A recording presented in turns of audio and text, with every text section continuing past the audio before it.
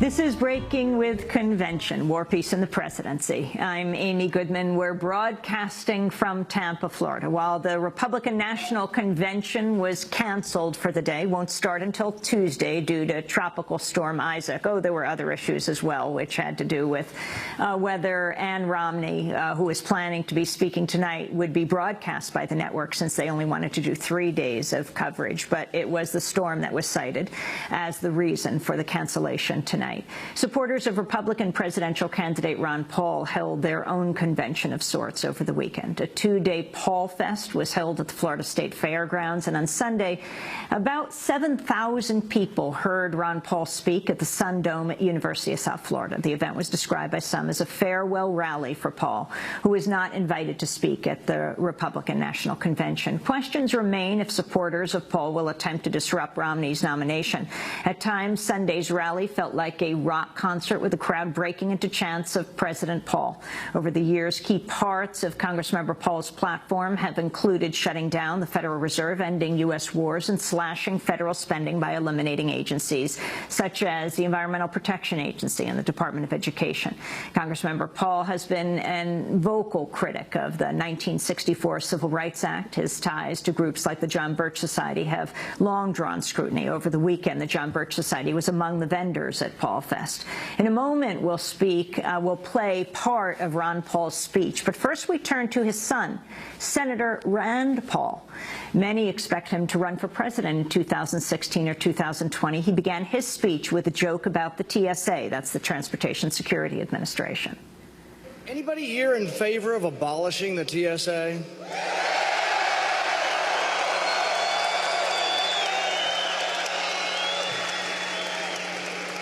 You know, when I say that in Washington, they say, what are you complaining about? You can go to the airport, and if you don't have health insurance, you can get a free breast exam. You can get a free mammogram. And if you mention the Ron Paul revolution, you can get a free colonoscopy.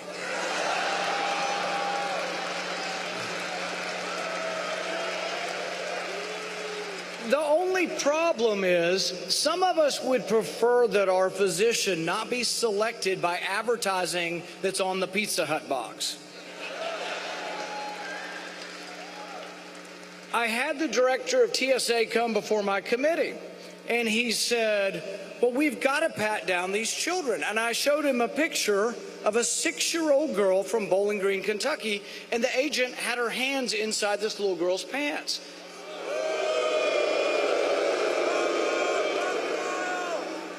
And he said to me, in all seriousness, and he followed up with a letter, and he said, well, a girl in Kandahar set off a bomb, an 8-year-old girl. And I said, this girl's not from Kandahar. She's from Bowling Green, Kentucky.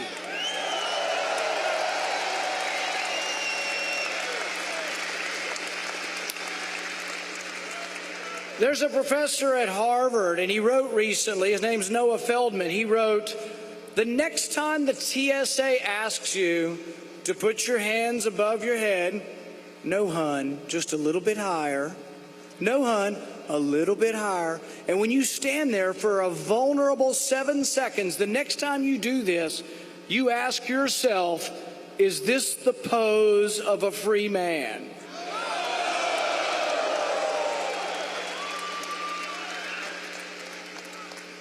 We have had the beginnings of some great victories, but we have yet to have the great victories. We did have a great victory in the House when we passed Audit the Fed.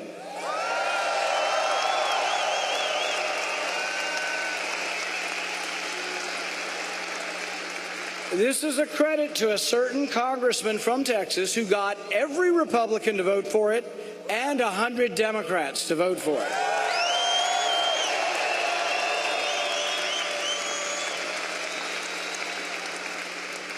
A lot of news reports are saying it's dead now and it's going nowhere, and I can tell you that's not true. One of the great things that's come out of Audit the Fed is that people have heard you. They've heard you saying in the Fed too, but they've also heard Audit the Fed. But here's the thing, because we've talked about Audit the Fed so much, we're now talking about Audit the Pentagon.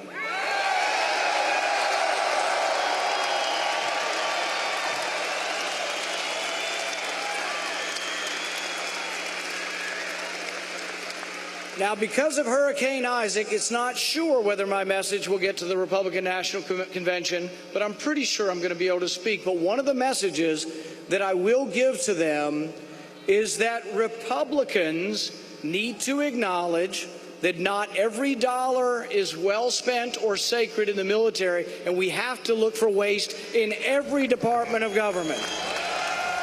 Senator Rand Paul, Republican from Kentucky, speaking Sunday in Tampa at the Ron Paul celebration. Moments later, his father and Republican presidential candidate, Congressmember Ron Paul of Texas, addressed the crowd. I give to you the guy that is my hero, the guy that is the greatest representative of the liberty movement in our time, my father, Ron Paul.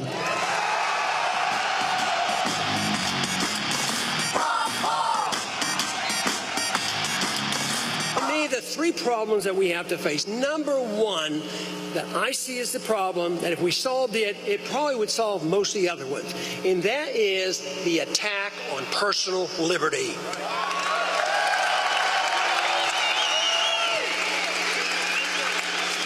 If people truly understood what personal liberty means, that you have self-ownership, that you have a natural God-given right to your life, therefore you have a right to your liberty, and we defend all life and all liberty regardless of our judgment about how people are using that liberty, then we would have the natural sequence of saying, if that is the case, you have a natural right to keep the fruits of your labor, and all of it.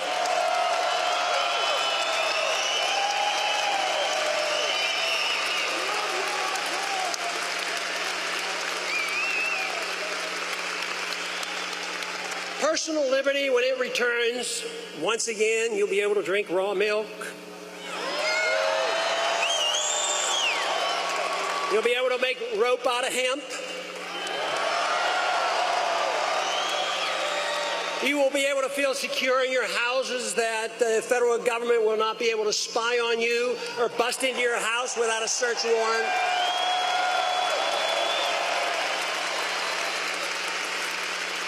You will be allowed, without a government permit, to buy nutritional products when you please and what you please. No longer will government assume they have the responsibility of protecting you against yourself. Nobody can do that.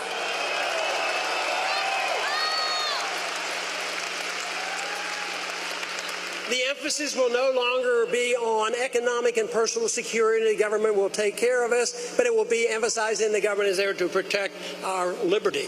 You know, they can give us security, you know, whether it's economic, which always fails, or whether it's personal security. But you will become, if the government said we can provide you perfect security, isn't that what we do with animals that we breed to raise up and eat?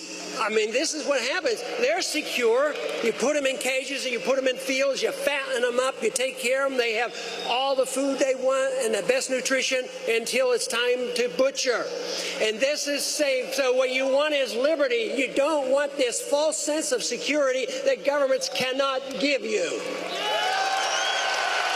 We're spread too far around the world. We're in 140 countries. We have 900 bases.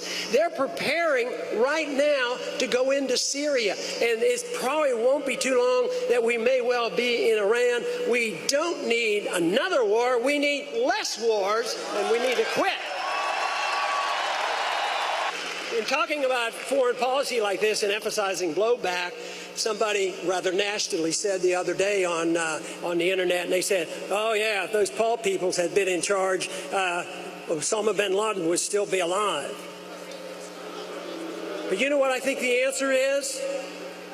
So would the 3,000 people from 9/11 be alive.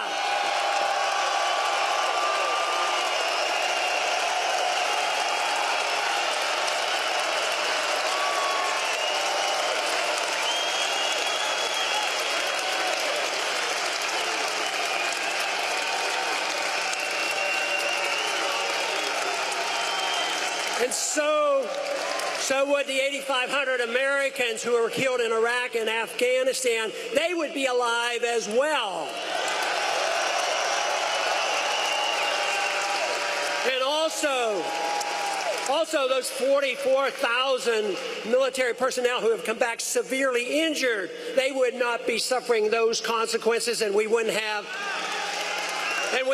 hundreds of thousands suffering from post-traumatic stress syndrome as well as brain injuries. So I would say if you take that and add in $4 trillion, our side wins that argument by a long shot.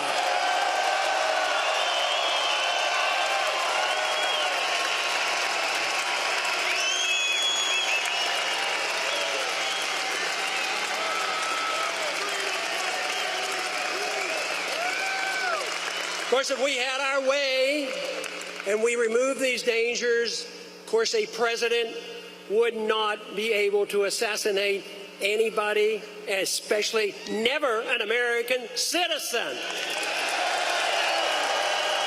So what is our big challenge? The big challenge is can we restore natural rights, God-given rights to our people so that we emphasize the fact that return of liberty can solve so many of our problems. Economic policies means private property, contract rights, gold standard, and get the government out of this business of regulating. The market and property rights regulates quite well.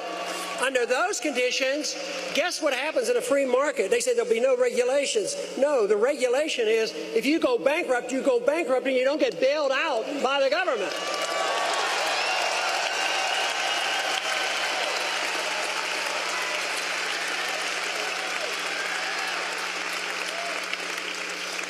So the really big question I think that we have to decide upon is which way are we going to go? We see the end of an era. Where is it going to go? And I think the choice is one of two. I do not think that there's going to be another Marxist come along and restore enthusiasm for Marxism. I don't think that tomorrow we're going to have the same thing as a Hitler or Mussolini, but I do think we have to worry about fascism, an expansion of what we already have, which is corporatism. The buddy system between big corporations, big banks with the government. And that is the reason that we have to be on the side of saying, yes, if you're big and you made your money because you had special benefits and bailouts and protectionism from the government, that is wrong. But if you're big because you sold a good product to us and we bought it and you got rich, you have a right to be rich for doing that. Republican presidential candidate Ron Paul speaking Sunday here in